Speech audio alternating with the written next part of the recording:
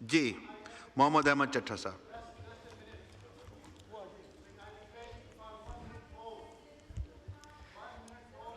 जी, बिस्मिल्लाहिर्रहमानिर्रहीम। इय्याका नअबुदु व इय्याका नस्तईन। अस्सलाम वालेकुम जी। शुक्रिया जनाब स्पीकर, आपने आज बजट के सिलसिले में कुछ गुफ्तगू करने का आज मौका दिया। आज हमारे ये माइक्स ख़राब हैं तो लीडर ऑफ दी ऑपोजिशन वाले डेस्क के ऊपर खड़ा हूँ, तो उम्मीद है कि टाइम भी जिस तरह आपने उनको दिया था उसी तरह हमें टाइम दे देंगे, या ये मेरी खुशफहमी है। तो खैर, शुरू करते हुए सबसे पहले तो जो जुल्म मुसलमानों के ऊपर इजराइल इस वक्त कर रहा है, हमारे गजा के बहन भाइयों के ऊपर कर रहा है, जो कुछ उन्होंने ईरान में कर रहे हैं, हम इसकी पुरजोर मजम्मत करते हैं। लेकिन मजम्मतें करना यहाँ पर असेंबली में ये सिर्फ काफ़ी नहीं है। मैं जानना चाहूँगा कि जो फेक फॉर्म 47 के वज़ीर आज़म हैं, उन्होंने आलमी सतह पे अभी तक क्या किया है गजा के मुसलमानों के लिए, जो जुल्म ईरान पे हो रहा है उसके लिए। आज ये मेरा ईमान है कि इस कौम की दिलों की धड़कन इमरान खान यहां पर होता तो 1000 गुना ज्यादा बड़ी आलमी मूवमेंट इस दुनिया में शुरू होगी होती, अल्लाह के फजल से। जनाब स्पीकर, जमहूरियत का मतलब क्या होता है? अवाम अपने अंदर से एक नुमाइंदा चुनती है वोट के जरिए अपनी नुमाइंदगी करने के लिए, और अगर जो वोट अवाम ने जिसको दिया हो उसको चुरा लिया जाए और एक फेक फॉर्म 47 की गवर्नमेंट नाफिज कर दी जाए, तो उसका नतीजा क्या निकलता है? जैसा बजट आज इस हुकूमत ने दिया है, जो कि एक अवाम दुश्मन बजट है। इस कौम का हकीकी नुमाइंदा जिसको इस कौम ने इलेक्ट किया, वोट दिया, इस कौम की दिलों की धड़कन, वो इमरान खान है, जो कि इस कौम की जमहूरी निज़ाम की खातिर, इस कौम के बच्चों के बेहतर मुस्तकबिल की खातिर, इस मुल्क में कानून और आइन की खातिर आज जेल के पीछे 2 साल से जेल काट रहा है, कुर्बानी दे रहा है। ना कि सिर्फ इमरान खान, बल्कि उनकी बेगम बुशरा बीबी, पाकिस्तान तहरीक इंसाफ की लीडरशिप, पाकिस्तान तहरीक इंसाफ के वर्कर्स जेलों में हैं, नाजायज जेलों में हैं। जो इधर हमारे पार्लियामेंट में मौजूद लीडरशिप है, जो वर्कर्स जेलों में नहीं, उन पे भी 50-50 पर्चे हैं। जब इस किस्म की इंस्टेबिलिटी हो मुल्क में, इस किस्म के हालात हों, इतने बड़े इस कौम के चंक पे इस किस्म का जुल्म ढाया जा रहा हो, तो फिर कैसे आप पॉलिटिकल स्टेबिलिटी की बात कर सकते हैं? और जब मुल्क में पॉलिटिकल स्टेबिलिटी नहीं होगी तो किस तरह हम सही बजट्स दे सकते हैं, किस तरह हम इकोनॉमी की बेहतरी की बात कर सकते हैं?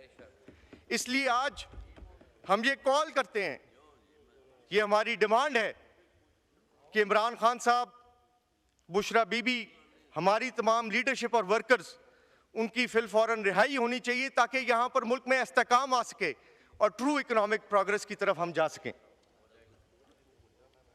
अब अगर आप थोड़ा सा कंपैरिजन करें कि रजीम चेंज के ऑपरेशन के बाद हमारी इकोनॉमिक परफॉर्मेंस किस तरफ गई, तो पहला फिगर ज़हन में आता है जीडीपी का। हमारे जो पिछले 3 साल के जो जीडीपी का कलेक्टिव सम है, वो 1950 से लेके आज तक इतना कमजोर हमारी जीडीपी और हमारी इतनी कमजोर ग्रोथ नहीं रही।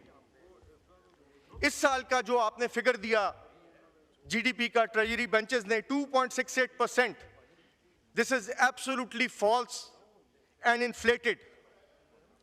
खान साहब के दौर में 6% से ऊपर मैशत चल रही थी, हमारा जीडीपी ग्रो कर रहा था, इकोनॉमी में खुशहाली आ रही थी, बट बीच में वो रजीम चेंज का सारा सिलसिला आ गया।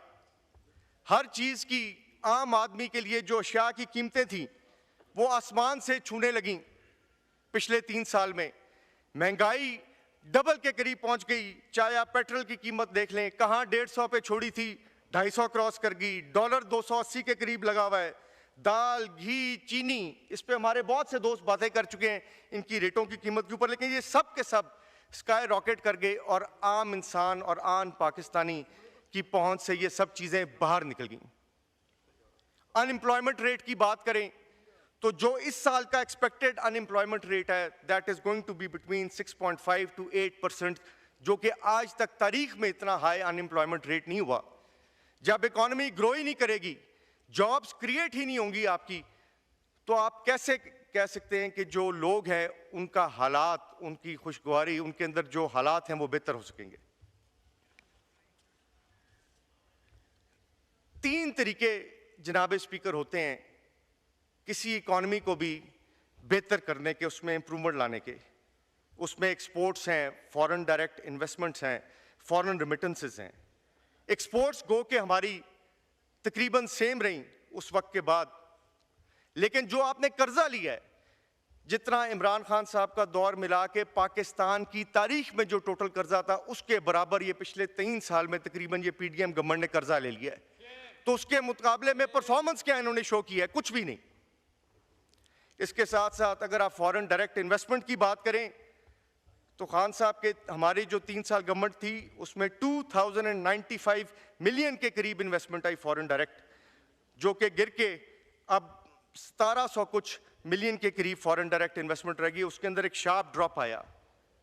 फॉरेन रिमिटेंसेस, इसके हवाले से तो हमारे ओवरसीज पाकिस्तानीज ने पाकिस्तान में पैसे भेजे, वो ऊपर गई, लेकिन आप इस चीज को भी तो देखें कि उन्होंने भी तो अपने घर चलाने और पैसे वापस भेजने, लेकिन इसके साथ साथ आप ये कंसिडर करें कि हमारे कितने ऐसे लाखों लोग हैं जो बेरोजगारी की वजह से इस मुल्क से बाहर चले जाते हैं। जब लाखों की लाइन लगी हो, पासपोर्ट दफ्तरों के अंदर जगह ना मिल रही हो लाइन में कि कैसे पासपोर्ट जो है उनको अवेलेबल किया जा सके, जब इतनी ज्यादा लोगों की बाहर जाने की तादाद हो, तो फिर ज़ाहिर है ऑब्वियसली ये भी होना था। लेकिन इसमें हुकूमत की क्या कमाल है सिवाय इसके कि पाकिस्तान में जॉब्स अवेलेबल नहीं है। जीडीपी जनाब स्पीकर आपका 3 चीज़ों के ऊपर प्रेडोमिनेटली एग्जिस्ट करता है, आपकी एग्रीकल्चर, आपकी मैन्युफैक्चरिंग इंडस्ट्री, आपकी सर्विसेज।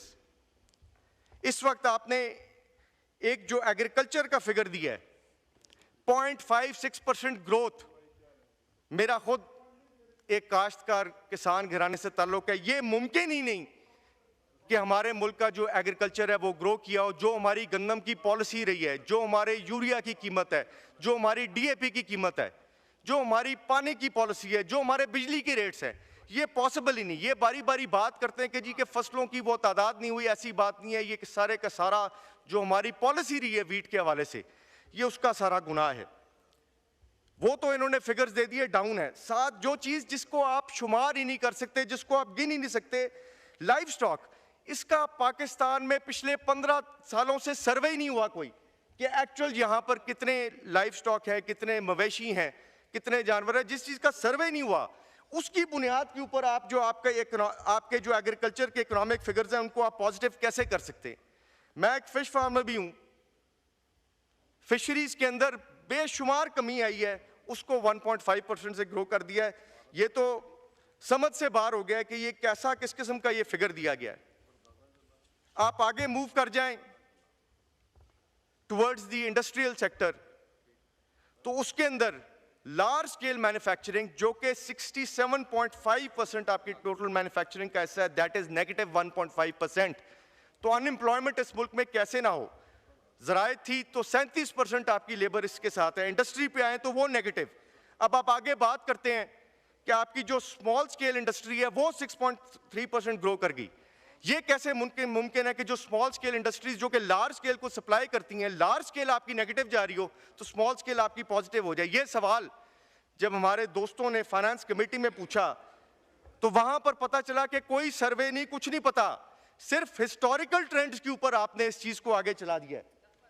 जिस चीज को आप हिस्टोरिकल ट्रेंड्स पे देख रहे हैं, आपका कोई आप गेज नहीं कर सकते, तो इंडस्ट्री को आप कैसे ओवरऑल स्मॉल स्केल की बिना के ऊपर पॉजिटिव कर सकते हैं?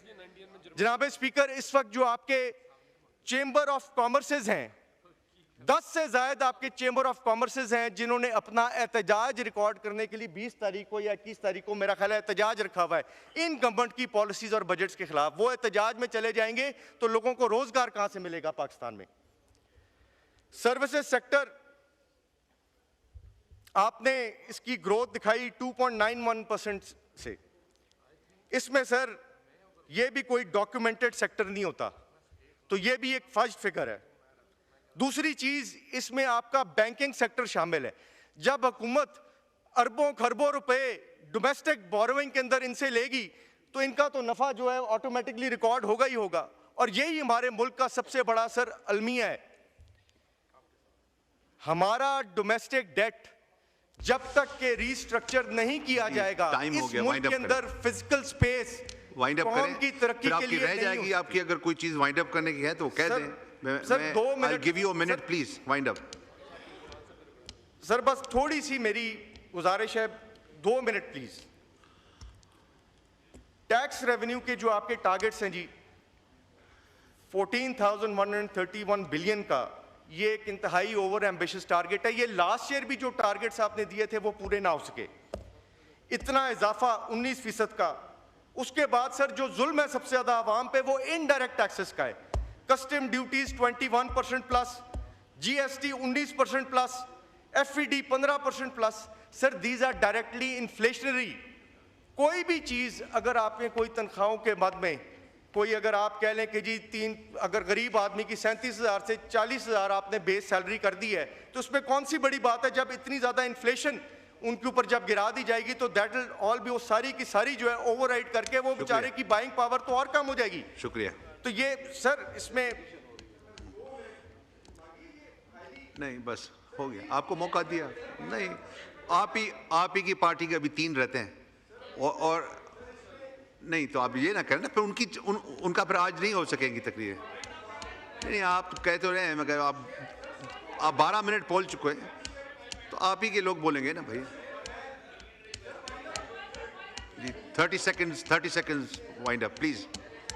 30 second wind up please. Sir बस मेरी इसके अंदर इतनी गुजारिश है कि वजीराबाद जो कि मेरा हल्का है, इस पीएसडीपी में देखें या पंजाब के एडीपी में देखें, उसको बिल्कुल वाजिया तौर पे इग्नोर किया गया और हम इंशाल्लाह वजीराबाद को इग्नोर नहीं होने देंगे किसी भी हाल में। अपना हक लेना जानते हैं हम। हमें सर मोटरवे के लिंक्स चाहिए, जो हमारे गैस के मंसूबे जिनकी पेमेंट्स हमने ऑलरेडी कर दी हुई हमारे दौर में, जो वजीर आजम इमरान खान हमें दे गए थे, उनकी हमें फौरन कंप्लीशन चाहिए। रोड्स का इंफ्रास्ट्रक्चर चाहिए। और बड़ी अफसोस की बात है सर कि हमारे इन बजट्स के अंदर हेल्थ और एजुकेशन जो कि हमारी इस कौम का कोर मसला है, उसके ऊपर कोई चीज, कोई बजट इंक्रीज नहीं है। This has to be improved. और सर फिर मैं बता दूं, लास्ट बात, जब तक आपने डोमेस्टिक डेट को रिस्ट्रक्चर नहीं करना, हम आगे कहीं पर भी नहीं पढ़ सकते। इमरान खान जिंदाबाद, शुक्रिया। पाकिस्तान जिंदाबाद, इमरान खान।